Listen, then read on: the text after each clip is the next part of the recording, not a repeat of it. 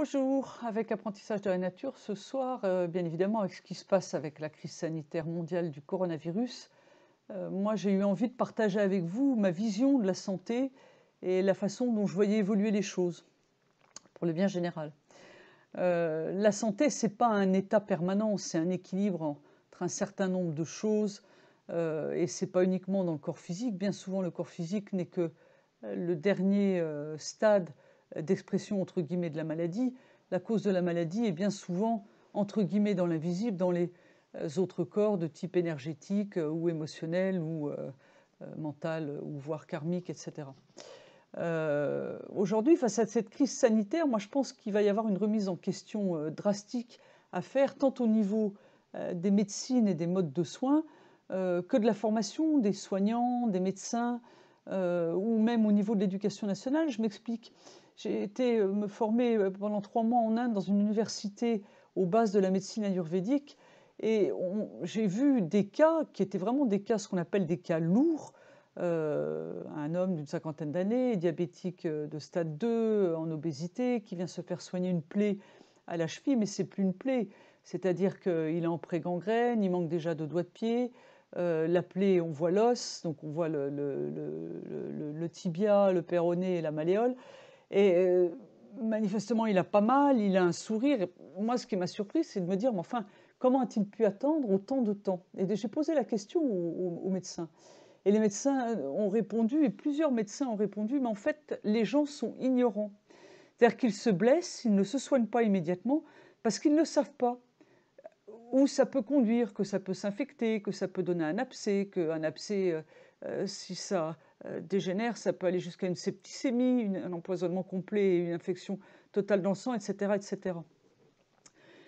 Et d'une part, moi j'ai appris, c'était un bel enseignement pour moi parce que je ne voyais pas du tout l'ignorance sous ce jour-là.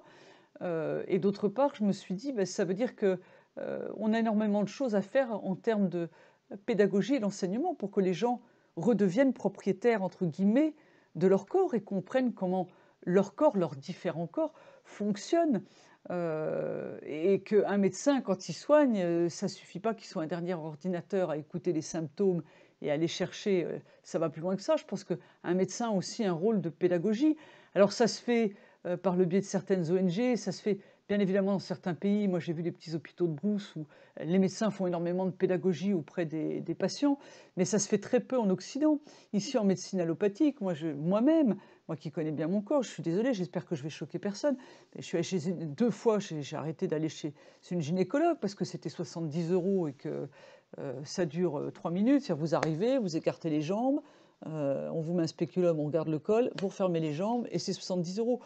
C'est pas du tout comme ça que je vois la médecine. Vous voyez, c'est pas ça la médecine. Ben non, c'est pas ça du tout. Enfin, en tout cas pour moi.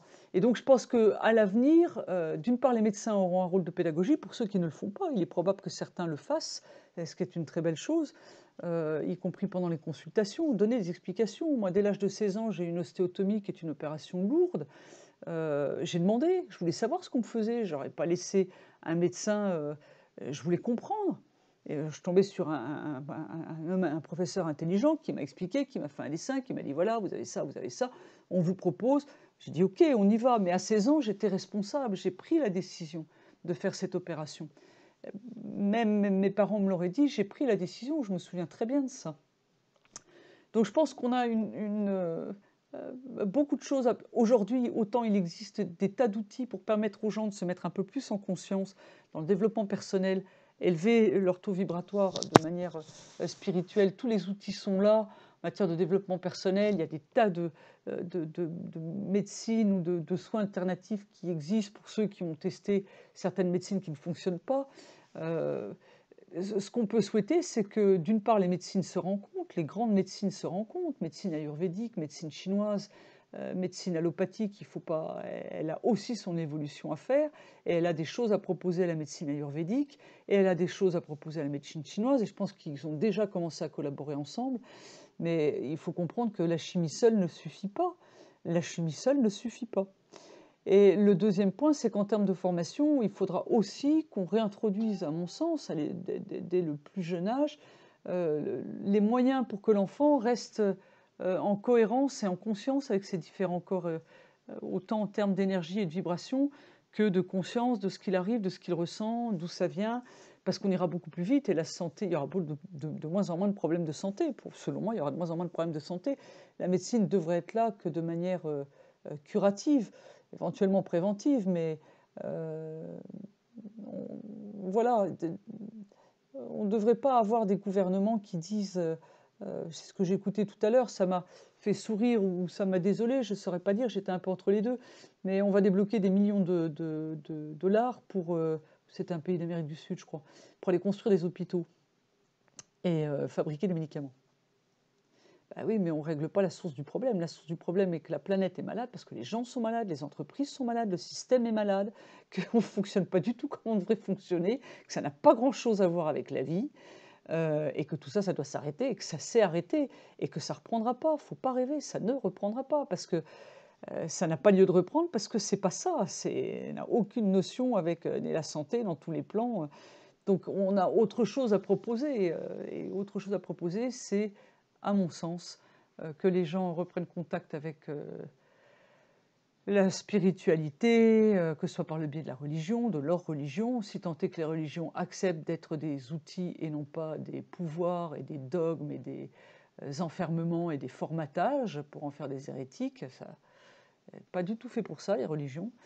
Euh, voilà, bah, c'est ma proposition du jour, c'est que dans l'éducation nationale et dans les médecines, il y ait plus de pédagogie qui soit faite de manière à ce que les gens deviennent beaucoup plus autonomes avec leur santé, la façon dont ils se nourrissent. Et la façon dont on se nourrit, c'est pas seulement ce que l'on mange de comestibles, qui bien évidemment doit être vivant, frais et nourrissant, c'est aussi ce que l'on voit, ce que l'on entend, ce que l'on écoute.